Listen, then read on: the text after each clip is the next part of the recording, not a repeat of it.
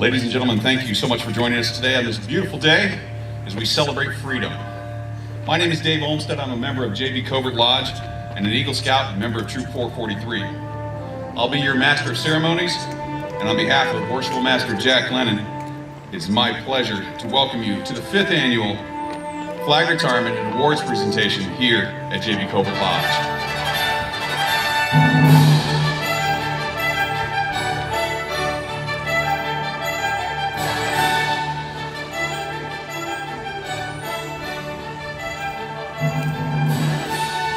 We are joined today under this banner of freedom by several representatives of law enforcement agencies as we recognize their role in protecting our freedom.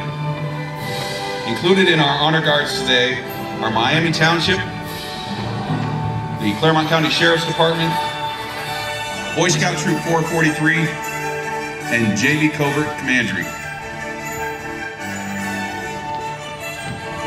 Color Guard Detachment Commander. Post the colors. Ladies and gentlemen, please rise.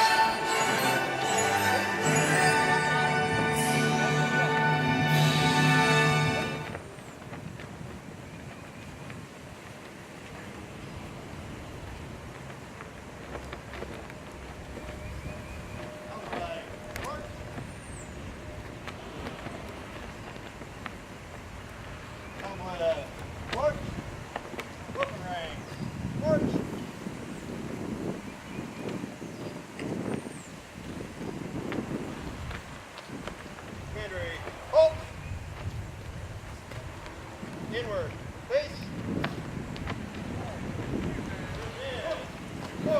Scout, salute. Post.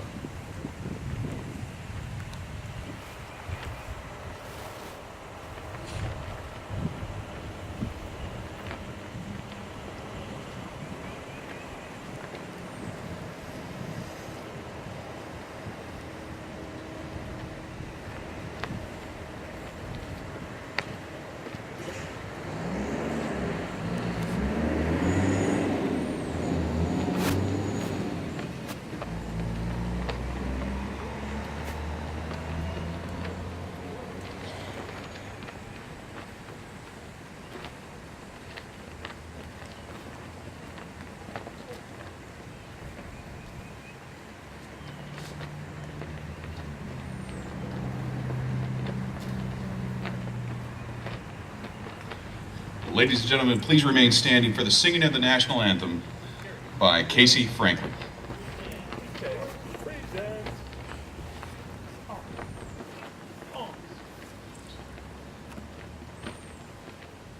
Oh, say, can you see by the dawn's early light what so proudly we hailed at the twilight's last gleaming, whose broad stripes and bright stars through the perilous fight o'er the ramparts we watched were so gallantly streaming, and the rocket's red glare, the bombs bursting in air, gave proof through the night that our flag was still there. Oh, say, does that star-spangled banner yet wave o'er the land of the free and the home of the brave?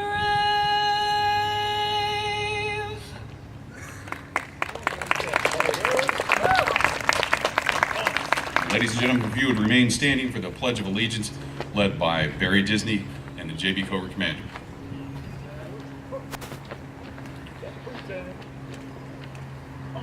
I pledge allegiance to the flag of the United States of America and to the republic for which it stands, one nation, under God, indivisible, with liberty and justice for all.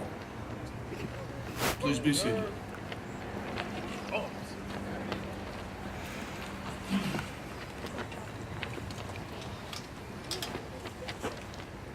We are about to receive and place in the east the flag of the United States of America.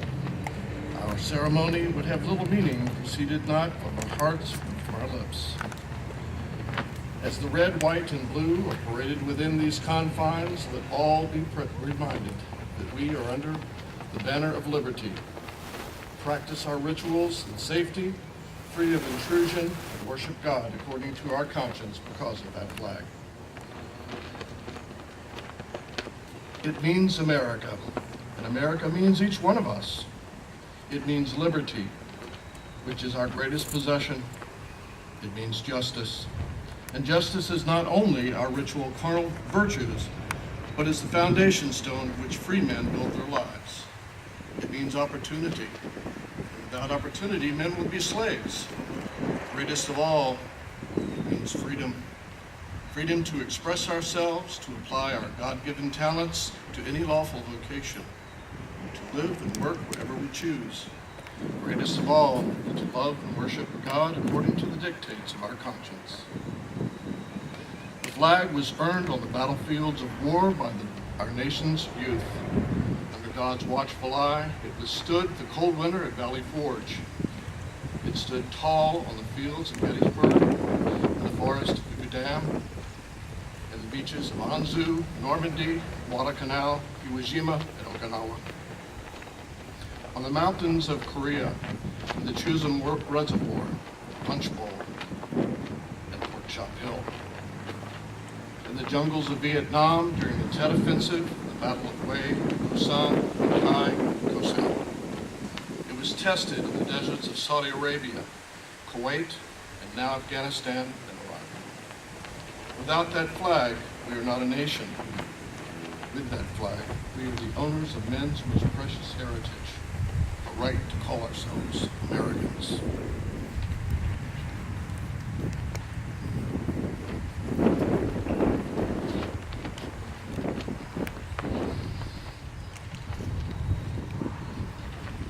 Well, ladies and gentlemen, what an awesome way to start a very patriotic event like this. Once again, let me thank you and welcome you all to JV Covert Lodge. And if we could, we have a round of applause for Casey Franklin for singing the national anthem for us this morning.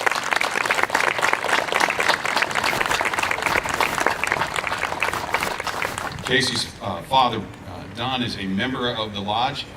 Could not be with us this morning, but we're excited about the fact that he should be able to watch this on Union Township television later on. So thank you for Union Township television for being here and capturing this moment with us.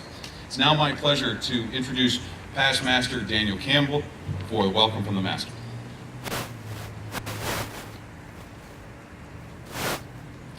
It's my pleasure to welcome everyone to JB Covert Lodge, number 437, Free and Accepted Masons. We're very excited to once again host this incredible event.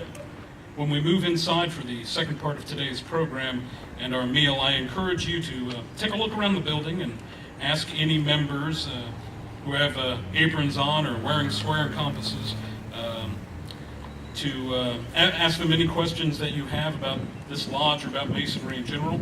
In just a few short years, this lodge will be celebrating its 150th anniversary, and we are very proud of our lodge and our fraternity. We would be remiss today if we did not recognize some of our key players and honored guests who've joined us this morning. During our awards section of today's event, I will have tokens of appreciation for several of you, but for the moment, I would ask that you stand and be recognized if you're not already standing. And if everyone could please hold your applause until the end of each section. Scoutmaster Don Carter and all the scouts from Troop 443, chartered to the Amelia United Methodist Church, who will perform the actual flag retirement. Thank you, Scouts.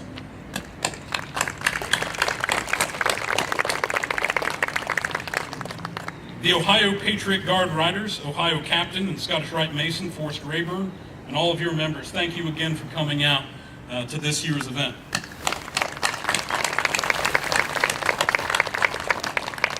You know, Masonry is about improving oneself and helping your brothers in need, and we would like to thank the members of our community who choose to serve all of us every day.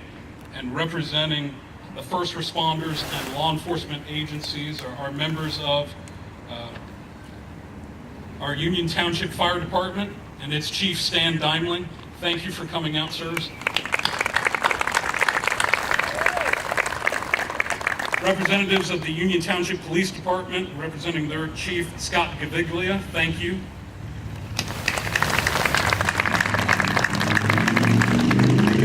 And of course, the Claremont County Sheriff's deputies, thank you.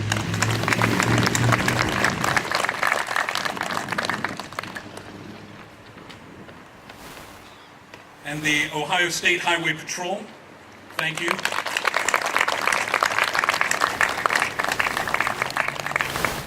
And the Miami Township Police Department, thank you.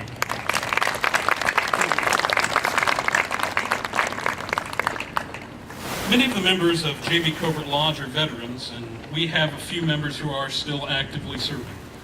To that end, we have some veterans groups represented here today, and I'd like to briefly recognize them.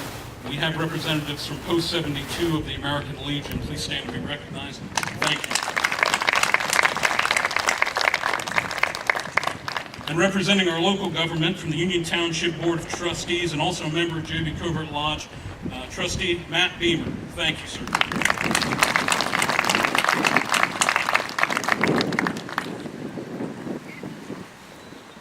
Amongst the various Masonic organizations represented here today are several distinguished Masons, including members of Covert Commandery number 43, led by Sir Knight Bill Shannon, who formed the Arch of Steel for today's posting of colors. Thank you, Sir Knights.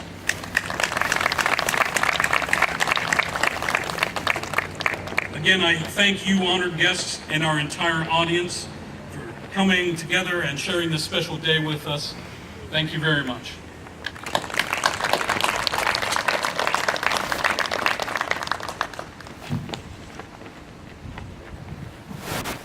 In the last few years at this event, we have discussed the fact that patriotism is defined as devoted love and support and defense of one's nation, a national loyalty.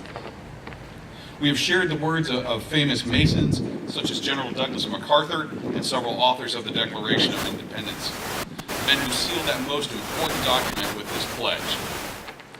And for the support of this declaration, with a firm reliance on the protection of divine providence, we mutually pledge to each other our lives, our fortunes, and our sacred honor. There are several organizations where people take an oath or obligation. Masonry, of course, has its own set of oaths and obligations. Even the Boy Scouts have an oath that they take. As a 17-year-old Eagle Scout, I changed from saying the Boy Scout oath, which includes such lofty ideals as duty to God and country and self, to the oath of enlistment, where, like many of you, I swore to uphold and defend the Constitution of the United States against all enemies, foreign and domestic. The point is that I, myself, with all of you that are veterans, after January 27th, 1973, we all volunteered to serve. We chose to serve and to protect the freedoms of this great nation. So to all of the veterans who have served, whether by draft or by volunteering, and to the military members serving us today, we'd like to thank you for your service. But today, however, we'd like to take a moment and recognize another set of volunteers. They are the men and women of our law enforcement agencies. It is my pleasure to introduce to you our junior steward, Brother Tom Lind, who is a retired Cincinnati police officer, to share a couple of thoughts on what is a police officer. Thank you, and good morning. The question is often asked, what makes a person want to become a police officer? Typically, if you ask around, most people say, I wouldn't have your job. But still, there's a select group who choose to become a police officer. And the question is why? Many people choose their occupation because of an opportunity for wealth or fame. I can say from experience, if you're a police officer, you're not going to get wealthy, and you probably aren't going to be famous. So what compels a person to become a police officer? There's probably a lot of reasons. If you ask around, everyone might give you a different reason, but I think there's one underlying theme to why someone becomes a police officer. It's because they have a desire to want to help. They have a desire to want to serve. They have a desire to make things better. And I'll tell you this, if you can get a job where you can fulfill your desires, such as being a police officer, you're not only fortunate, but you are among the most fortunate. So you might ask, why would somebody want a job that's fraught with danger? And make no mistake about it, being a police officer is a dangerous occupation. It's a job where you're expected to go towards the gunfire.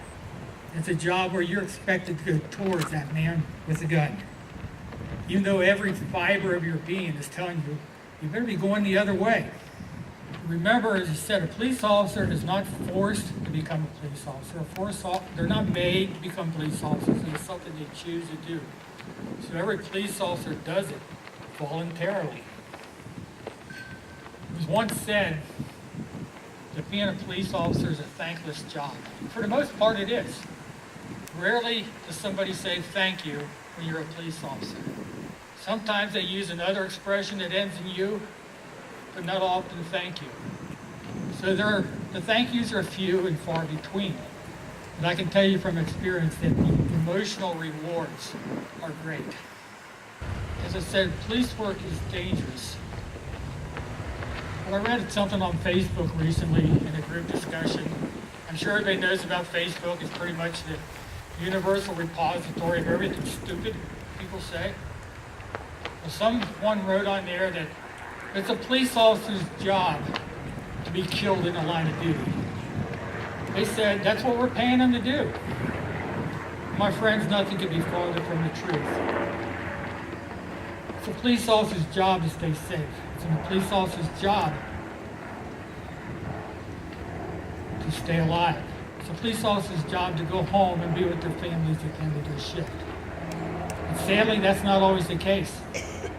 Last year in the United States, 128 police officers lost their lives in service to their community. So far this year, 42 have paid the ultimate price.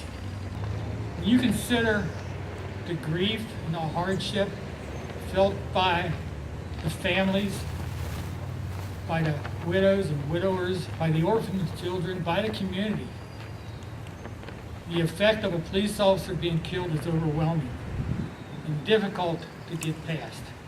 Every time a police officer is killed in the line of duty, a weakening of the shroud of protection afforded us by that thin blue line happens. Each time a police officer is killed in the line of duty, we all become less safe.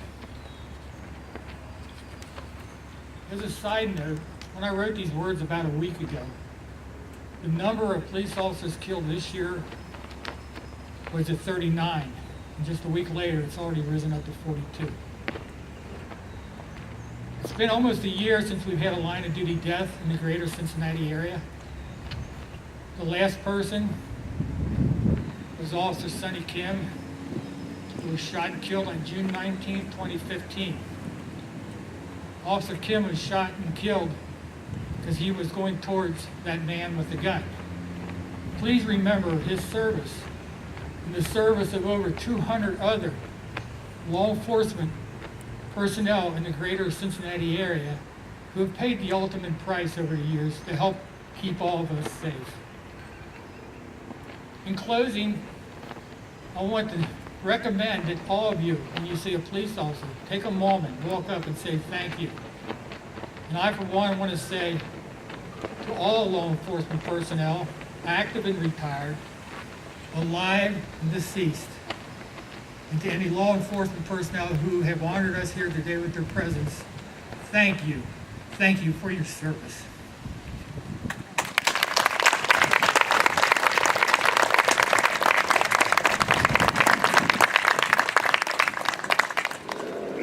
There is no universal law enforcement oath or obligation.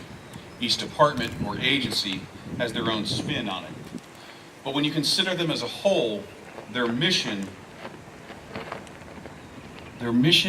is the same, and they sound as though they took some of the ideals that the great men and Masons who we spoke of earlier swore, when they swore that they would support the Declaration with a firm reliance on the protection of the divine providence, and that they mutually pledged to each other their lives, their fortunes, and their sacred honor. Ladies and gentlemen, I offer to you that these ideals that the men who described in the Declaration of Independence lived not only on paper, but in the very core of their being, and the thought of pledging their lives, fortunes, and sacred honors was not taken lightly. Just as the commitment to serve and protect burns in the heart of each and every one of these members of our law enforcement, the realities of that commitment is not to be taken lightly either.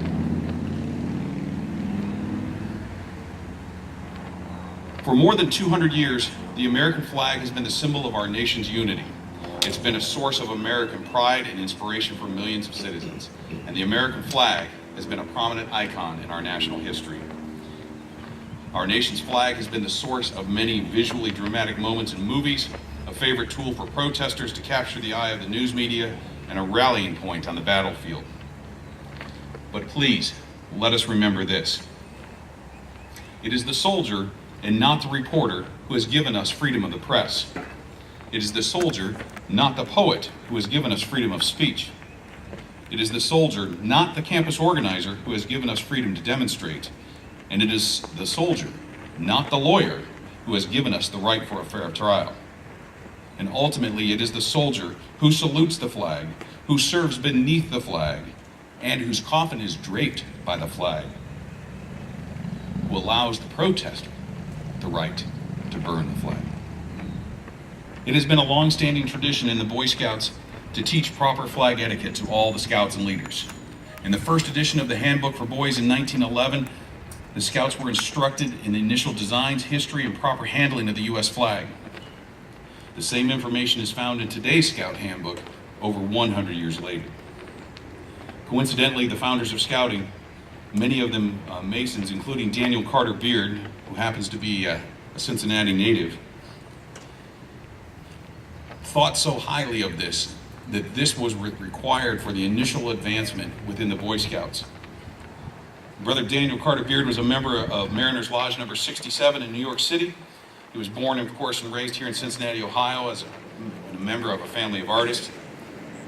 And as a youth, he lived to explore the backwoods of northern Kentucky, made sketches of nature, and lived in Covington.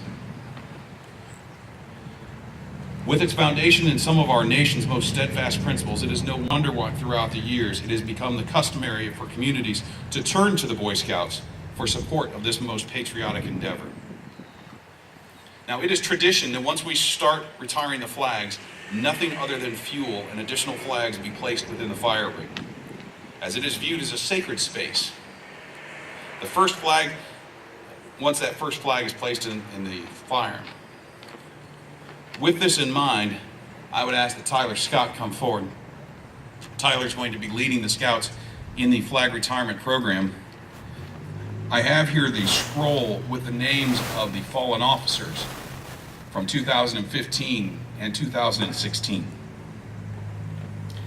Tyler, I'd ask that you place this within the folds of the first American flag to be retired.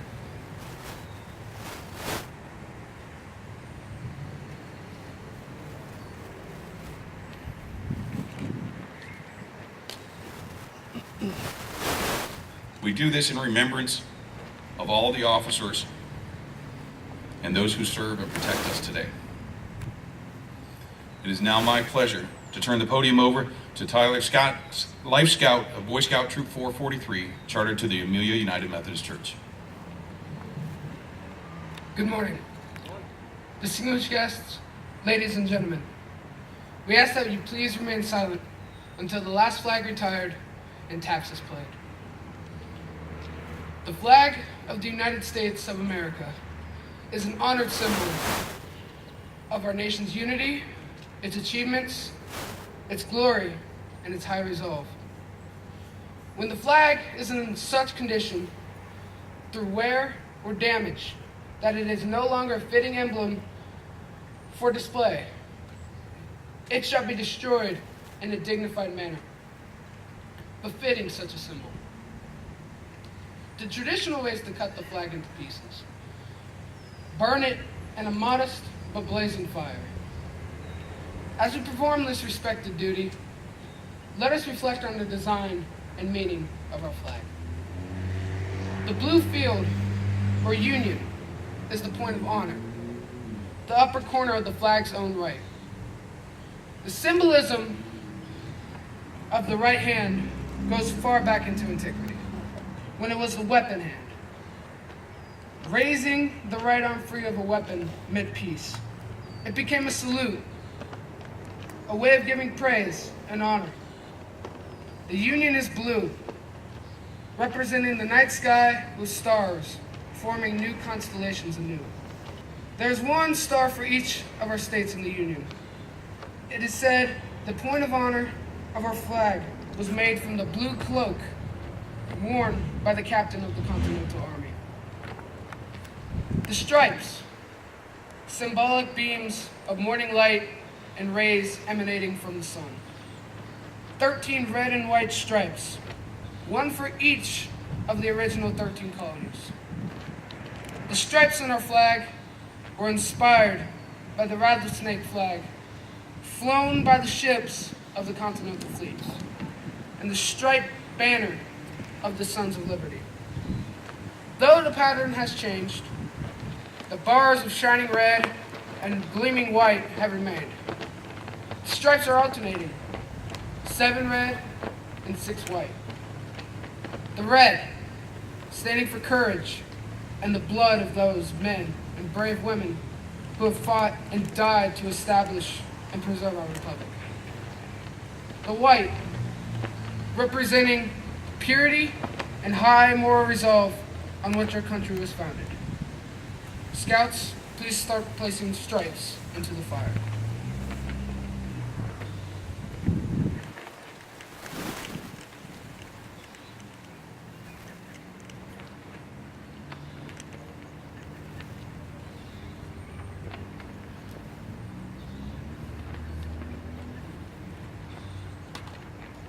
As the fire consumes the worn and tattered material and its purifying flame, let us remember the words of George Washington when the Star-Spangled Banner was first flown by the Continental Army. We take the stars from heaven and the red from our mother country. We separate the red by the white stripes, thus showing that we have separated from her. And the white stripes shall go down in posterity, representing liberty. Thus, the Stars and Stripes became what it is. Born amid the strife of battle, it has become the standard around the world which a free people have fought to preserve, the single greatest nation in the world.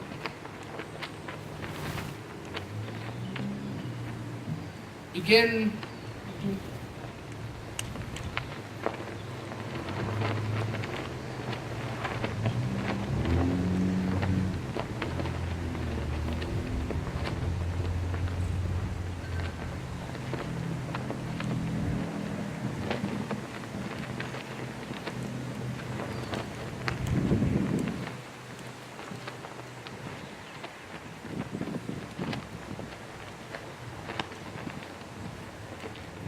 Now we're going to start placing the blue field into the fire.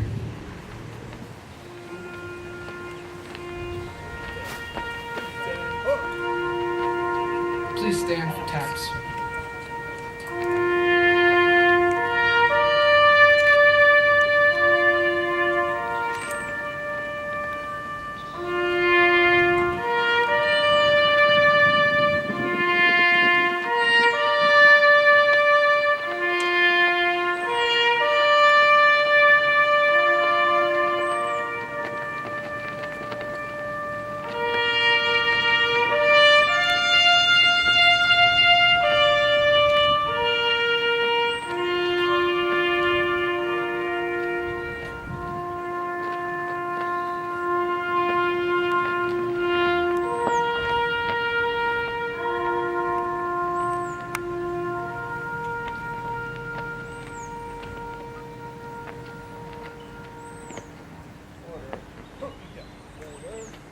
to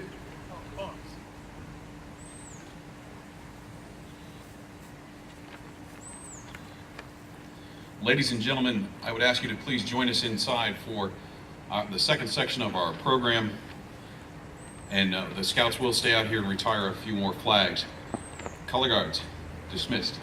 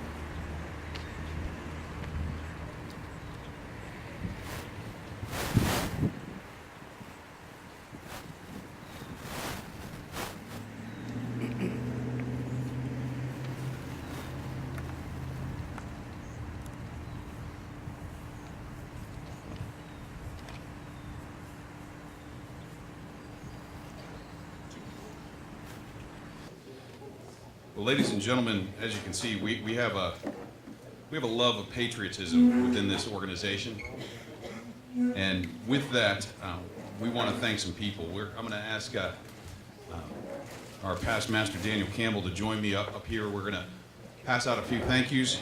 So Daniel, if you join me on the stage.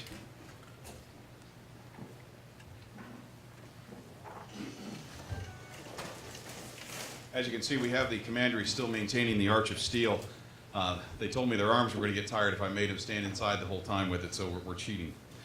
And with that, our first recognition is to thank the Covert Commandery. For tonight, Bill Shannon, if you would join us on stage. And in his place, we'll take Sir Knight Dale Olson, as he's closer, and we think Bill's jumped on the grill to help out.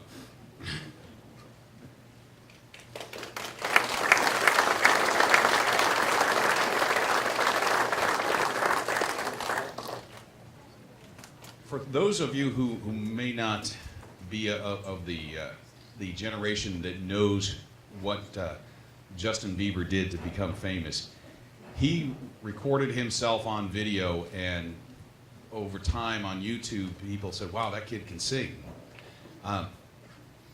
When we were talking about putting this event together, we were here for a meeting, and Don Franklin says, my daughter loves to sing the national anthem. I said, well, you know what? That would be great to have a member's child do it. I really need to hear it. He says, she's got a video of it on her Facebook. I'll send you the link. So Casey actually auditioned without necessarily knowing it by recording the national anthem on Facebook when she was singing one day. So we would like to thank Casey Franklin, if he would come on up. She did a great job, and I tell you what, folks, if you've never stood in front of a crowd and sung before, it's a little daunting. She did a fabulous job.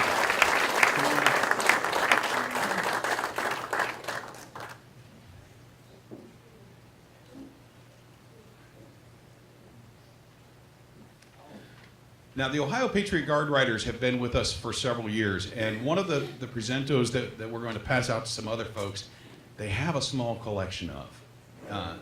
And so I don't know if they're on one person's desk or in their office somewhere, but we decided to do something a little differently this year.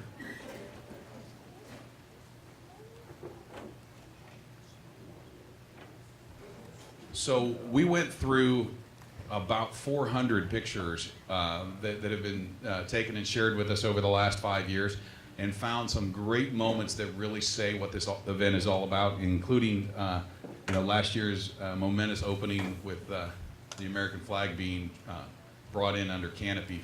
So, Forrest, if you would come up. Forrest Rayburn is representing the Ohio Patriot Guard Riders.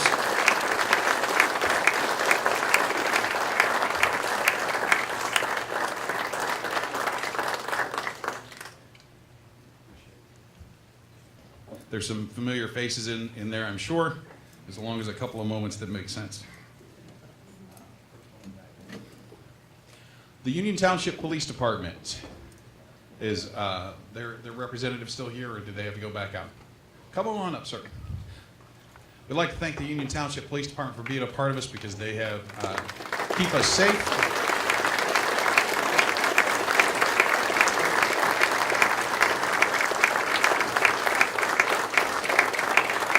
Now,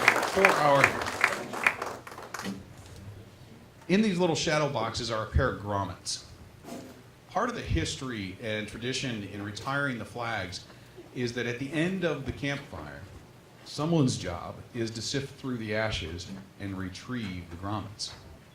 And the grommets are most of the time buried by a flagpole or interred in another manner with the same kind of dignity as the retirement of the flag.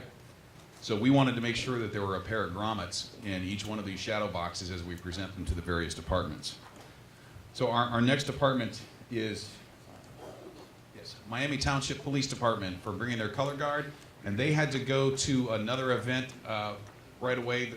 There's also an event honoring fallen officer Sonny Kim today, and so they told me they would probably not be able to stay inside, but they have departed.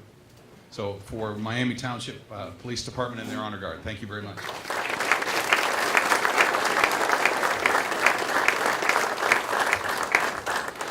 The Claremont County Sheriff's Department came out in force today. They brought us a couple of vehicles, and we'd like to thank them for their support of this and also for keeping our community safe.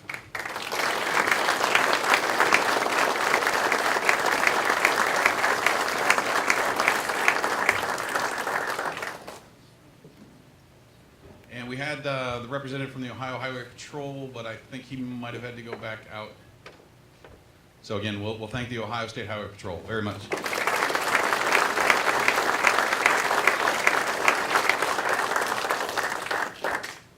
Now, we're going to do something a little different this year. We mentioned that Officer Sonny Kim was killed in the line of duty about a year ago. There's an organization in Southwest Ohio called the SHIELD. And the SHIELD is a unique organization in that they provide financial assistance directly to a fallen police officer's family. And there's anyone who's experienced a death, you know there's things that happen right away and things that take a while for paperwork and process. And that support means an awful lot. And that organization, we believe as a lodge, means an awful lot. So our pledge as a lodge is that we're going to donate $250 to the SHIELD. But we've got a challenge today.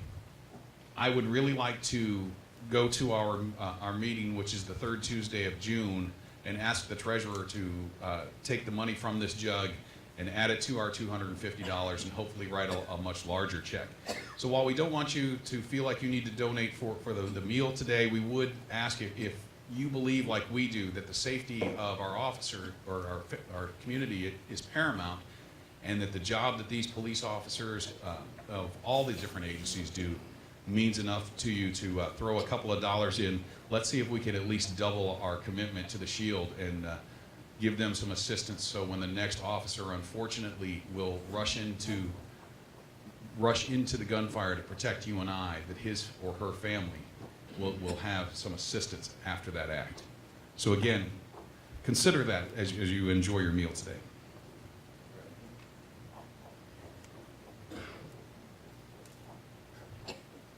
Now this is one of our favorite ongoing things that we do every year here within the lodge. At every meal we have the boot out. We collect money from each other to help pay to send a Boy Scout to summer camp. This year we've had a lot of traffic in that booth, or in that boot. So Tyler, if you would please come on up. Tyler, it is my privilege to present you a check for $500 that's going to pay for 2 scouts to go to summer camp this year.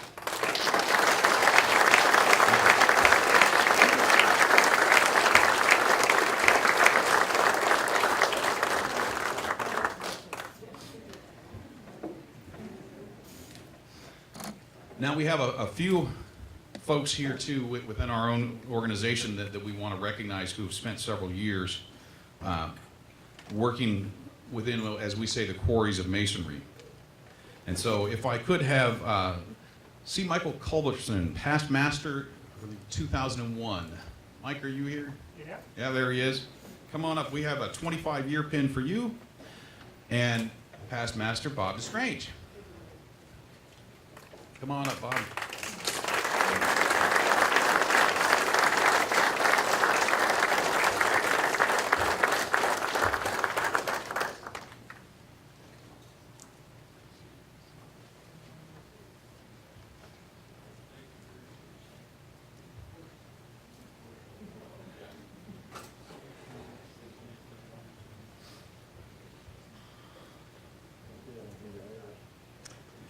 And Stephen Williams is also going to receive a 25-year pin today.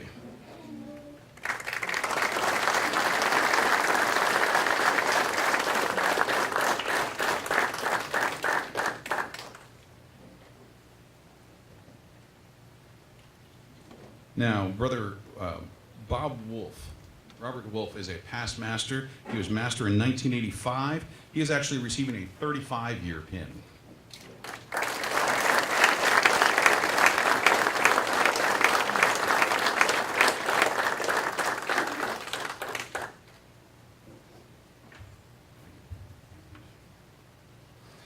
And lastly, Harold Williams. Harold is receiving a 40-year pin.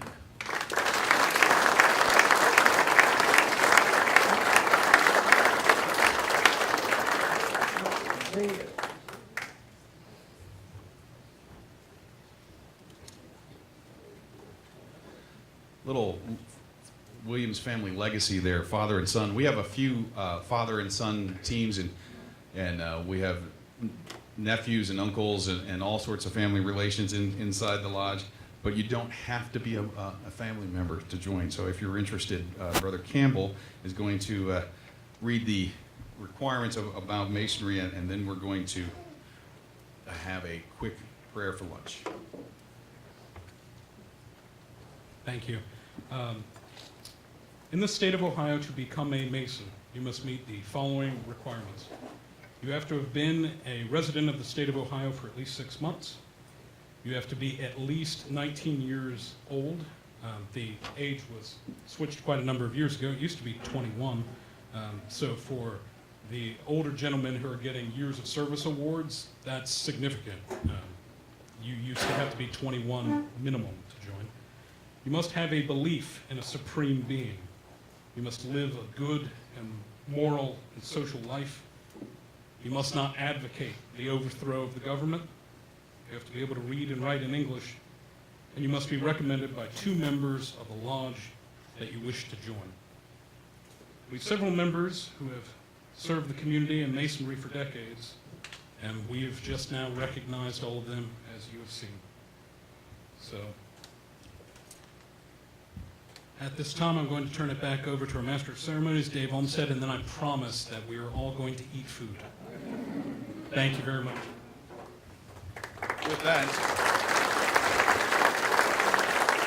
there is a long-time scouting prayer. It's called the Philmont Grace. So if you were a scout and you know the Philmont Grace, feel free to join in. Scouts that know it, feel free to join in. If you would all please stand.